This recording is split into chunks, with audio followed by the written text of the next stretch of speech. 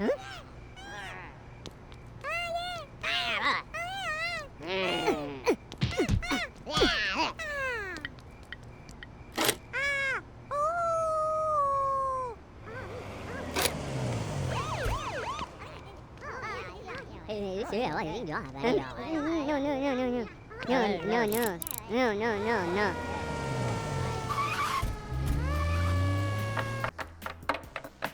Eso no me parece justo. ¿Qué? Él solo quería ayudar y terminó en la cárcel. ¿Por ayudar? El delincuente está suelto, tampoco para la víctima es justo. El timarino da pingüe. Qué confuso. Mejor vamos a preguntar a un abogado cómo funciona eso de la justicia. En México, todos los ciudadanos tenemos derecho a la seguridad y justicia, y la Constitución rige al sistema de justicia penal. Mira, artículo 20. El proceso penal tendrá por objeto el esclarecimiento de los hechos, proteger al inocente, procurar que el culpable no quede impune y que los daños causados por el delito se reparen. ¿Esto qué significa? Significa que hay que realizar una investigación objetiva de los delitos, proteger a las víctimas, castigar a los responsables.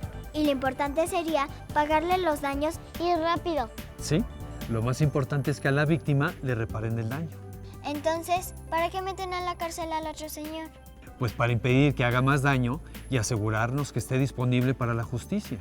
¿Disponible para qué? Para el juicio. ¿Y a veces gente inocente termina en la cárcel? Para evitar que eso suceda, estamos implementando un nuevo sistema de justicia penal que moderniza los procesos y los vuelve más sencillos, rápidos y objetivos, respetando los derechos de todos los ciudadanos como lo establece la Constitución. Para ello, nos apoyaremos en los avances tecnológicos que permiten identificar a los responsables del delito, a partir de un método de investigación científica. Los indicios obtenidos en el lugar de la investigación son fundamentales para aclarar los delitos. ¿Y cómo lo van a lograr? Con una mayor coordinación entre la policía, los peritos de la policía investigadora y el Ministerio Público. Si cada área define bien sus funciones y responsabilidades, podremos ser más ordenados y aprovechar los avances científicos para encontrar a los responsables de los delitos. Los integrantes de las instituciones policiales están siendo capacitados para llevar a cabo la cadena de custodia. Esto es, la identificación, recolección, registro e investigación de indicios que darán lugar a la evidencia y su posterior protección y almacenamiento. ¿Qué es indicios? Es lo que se encuentra en la escena del delito y lo que ayuda a resolver el caso. Por eso hay que proteger los indicios en el lugar de investigación. ¿Viste? La policía debe acordonar el área en cuanto llegue a la escena de investigación y retirar a toda la gente para impedir que alguien pueda contaminarla.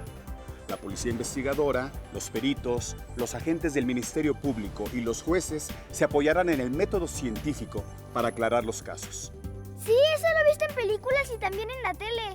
La evidencia que resulta de la investigación estará disponible para consulta de las partes. ¿Y qué tal que alguien siembra evidencia y pone algo que no estaba?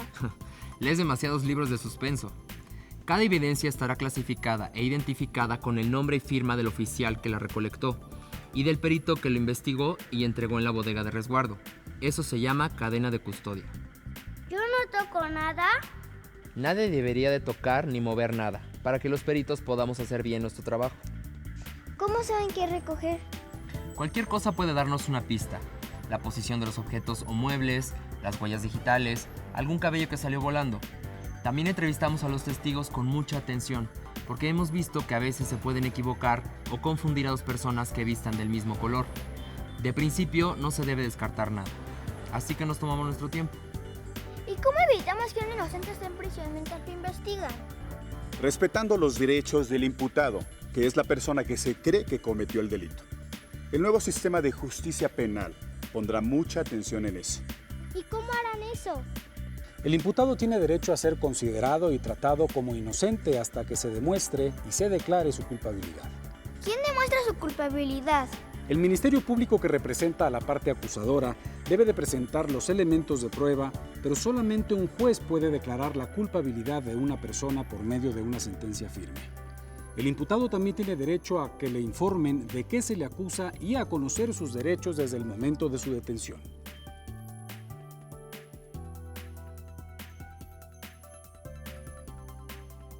¿Y si se lo llevan a la fuerza y nadie sabe dónde está? Puede exigir su derecho a comunicarse con un familiar y con un abogado. Si no tiene abogado o no lo puede pagar, el Estado deberá de proporcionarle uno, garantizándole con ello una defensa adecuada. Tiene derecho a decidir si declara o no, sin que su silencio pueda ser utilizado en su contra. Como decir, si no habla, ¿seguro es culpable? Exactamente. ¿Y si es mudo? ¡Qué pregunta tan rara! De hecho, es una pregunta muy inteligente. Si el imputado no escucha, no entiende o habla otra lengua, tiene derecho a ser asistido por un intérprete o traductor de manera gratuita. También tiene derecho a no ser expuesto a los medios de comunicación, porque se puede provocar enojo de otras personas, poniendo en riesgo la seguridad del imputado. Todavía ni sabemos si es culpable. Estos son los derechos del imputado al inicio del proceso, pero todavía falta el juicio. ¿Pero por qué tenemos que respetar los derechos humanos de alguien que cometió un delito? El imputado es una persona que todavía no sabemos si cometió un delito. Mientras el Ministerio Público no demuestre su responsabilidad y el juez no lo declare culpable, debe ser tratado como inocente. Ese es su derecho. ¿También las víctimas tienen derechos? Claro, el nuevo sistema de justicia penal pretende que los procesos resulten más sencillos y ágiles. La víctima de un delito tiene derecho a una pronta reparación de los daños económicos, morales y psicológicos y a ser atendido médicamente si fuera necesario. Tiene derecho a recibir asesoría jurídica, a una investigación ágil y eficiente, a un proceso continuo, a que le reciban todos los datos, los testigos y los elementos de prueba para su defensa. También tiene derecho a exigirle al juez que garantice su seguridad, dictando medidas cautelares al imputado. ¿Y cuáles medidas cautelares? Sus medidas cautelares podrían ser, por ejemplo, presentarse a firmar cada 15 días. Eso es como ir a pasar lista. Y tendrá prohibido salir de la ciudad porque debe acudir a las audiencias o interrogatorios.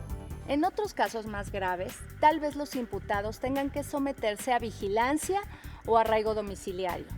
Y puede considerarse el embargo de bienes, inmovilización de cuentas bancarias, órdenes de restricción, prohibición de reunirse con ciertas personas o acercarse a ciertos lugares. Todo depende de cada delito y su circunstancia. La víctima también puede exigir al juez que dicte medidas cautelares para que el imputado no se le acerque durante el proceso, ni a ella ni a su propiedad. Si el imputado cumple con todos estos acuerdos, no hay razón para continuar con un proceso largo. ¿Cómo se puede evitar un proceso largo? A través de mecanismos alternativos de solución de controversias y formas anticipadas de terminación del proceso penal. Existen casos en que las partes pueden ponerse de acuerdo ante la autoridad para evitar el juicio. Entonces, ¿para qué hacer un juicio? Si se considera el derecho de la víctima a la pronta reparación del daño, hay muchos casos que no son tan graves y se pueden arreglar ágilmente si el imputado acepta su responsabilidad y repara el daño a la víctima. El juez puede suspender el proceso o promover mecanismos alternativos de solución de controversias como la mediación. ¿Se puede solucionar un caso penal sin un largo juicio? Sí se puede. El nuevo sistema de justicia penal permite los mecanismos alternativos de solución de controversias. ¿Cómo? Mecanismos alternativos de solución de controversias o, más sencillo, justicia alternativa. Sigo sin entender. Son procedimientos que permiten resolver casos de una manera rápida que beneficia a las dos partes.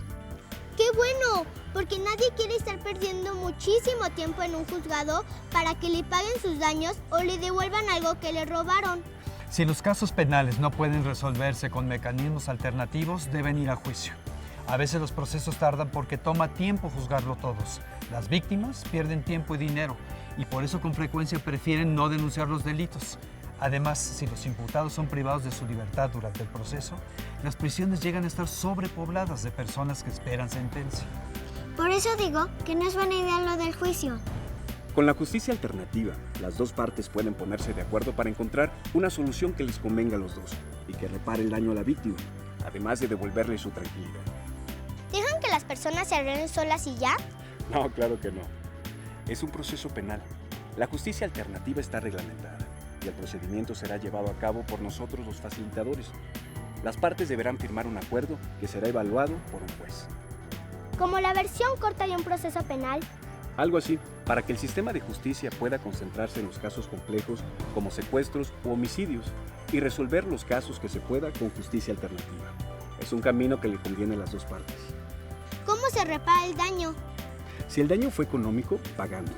Si el responsable no puede pagar, se pueden establecer acuerdos sobre los bienes a los que el ofensor tiene derecho.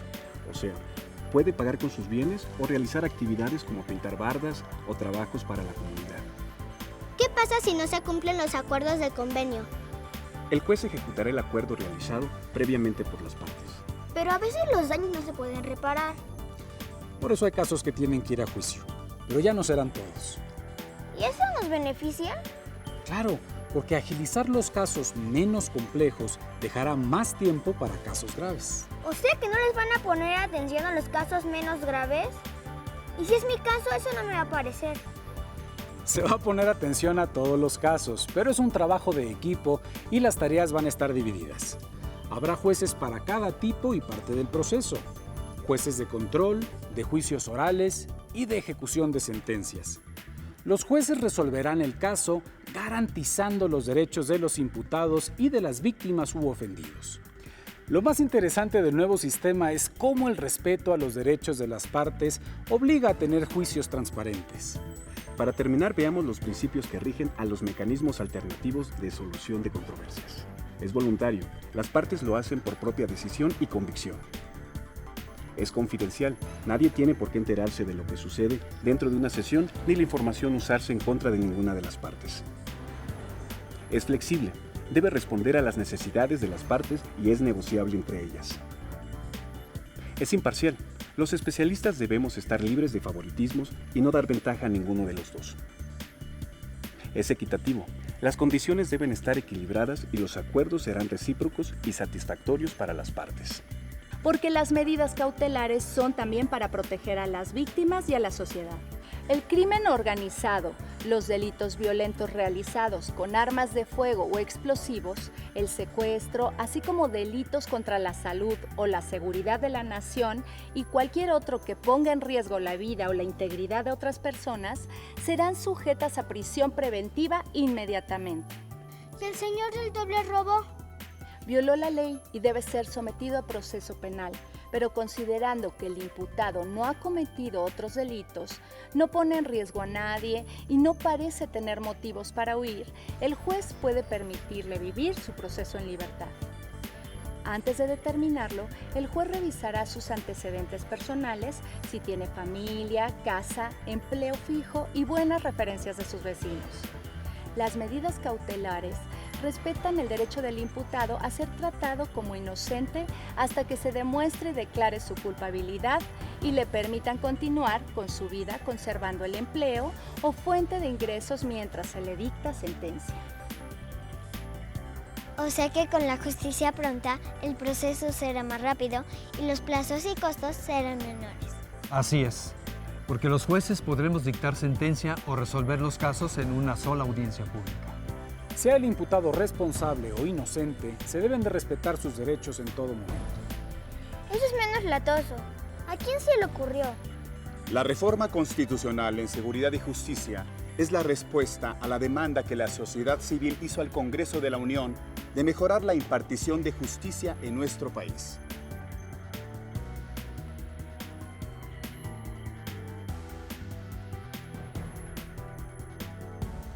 El nuevo sistema es más justo e imparcial. Así ganamos todos. La demanda ciudadana ahora es ley. Nuevo sistema de justicia penal. Una transformación conjunta que genera confianza.